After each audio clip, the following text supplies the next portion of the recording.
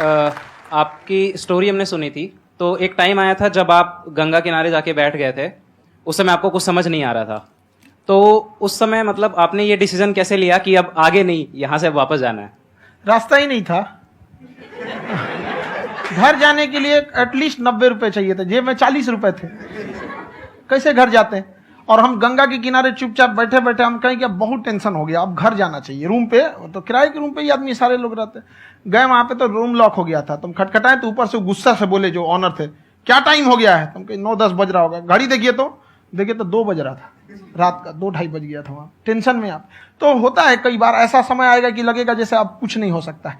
तो इससे घबराना नहीं है। कभी कभी गुच्छे की आखिरी चाबी भी ताला खोल देती है। जो बातें आपने बताई कि घर में प्रॉब्लम्स ये तो बहुत लोगों ने फेस करी वहां पर, आप अकेले नहीं है, बहुत लोगों ने ये प्रॉब्लम्स फेस करी, बहुत तरह की प्रॉब्लम्स देखी, बहुत तरह की स्ट्रगल्स देखी, लेकिन वो सब इतने कामयाब नहीं हो पाए जितने कि आप हुए।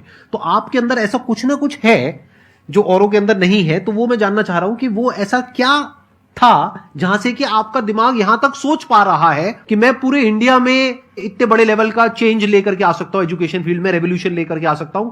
ये सोचना ही बहुत लोगों के बस का नहीं है। मेरी एक खुद की थिंकिंग, अगर हमको कोई 100 रुपए किसी काम के लिए दिया, हम सबसे यही कहते हैं, तो हम कोशिश करते हैं उसे 200 का रिटर्न दे।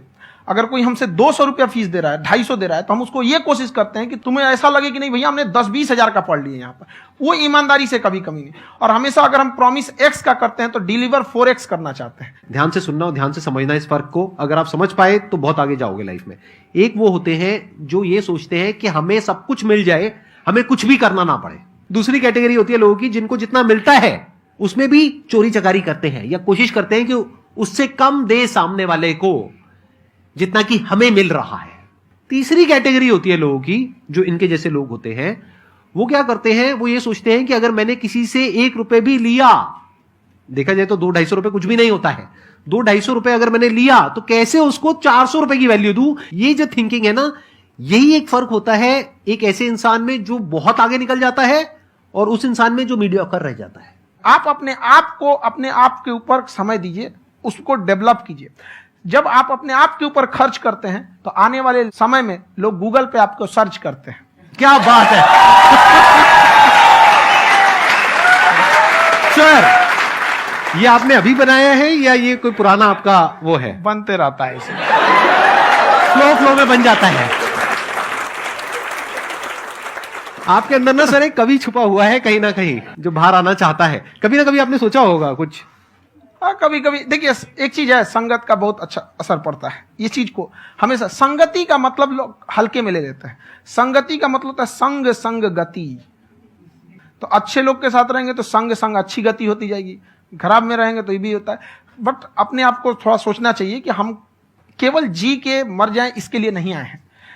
लोग कहते हैं कि सर नाम क्यों नहीं बताते अपना। हमारी एक ही सोच है कि जाने के बाद इस दुनिया से हमको मतलब एक चीज देना चाहते हैं स्टूडेंट्स को, कि वो याद करें कि इस पैसे की भाग दौड़ की दुनिया में हर कोई दोनों हाथ से लूटने में लगा है, खाली हाथ जाने के लिए ये सबको लगा है। तो हर कोई को ये सोचना चाहिए कि था कोई इंसान जो इतने कम फीस में इतनी शिक्षा जो महंगी थी, जो कमाने का रास्ता था, उसको भी एकदम कंपटीशन इतना कर दिया कि अब लोगों को अपनी फीस बढ़ाने में डर लगता है कि अरे यार, लड़का कमेंट करता है कि खान सर इतना ले रहे हैं, आप बहुत बड़ा टीचर हो गए।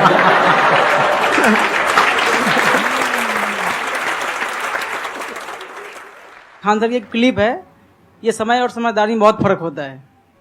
अगर समय रहते समझदारी आ गई तो इंसान कामयाब हो गया, लेकिन अगर समय चला गया फिर समझदारी आई फिर तो बेकार है। तो सर मतलब कुछ आपको ऐसी चीज लाना चाहिए जो मतलब बच्चों जो तैयार हो रहे हैं उनको ये चीजें मतलब एंड टाइम पे दिखे। समझ रहे आप मेरी बात? नहीं समझ?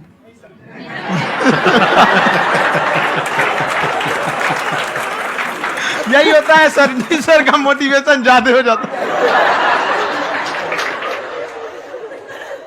जब आप स्ट्रगलिंग फेज में हैं तो कम से कम चीजों को अपने ऊपर खर्च कीजिए, ज्यादा से ज्यादा सीखने में खर्च कीजिए। अगर आपको राजा बनने का शौक है तो गुलाम की तरह मेहनत करना सीखिए, तब राजा बनेंगे।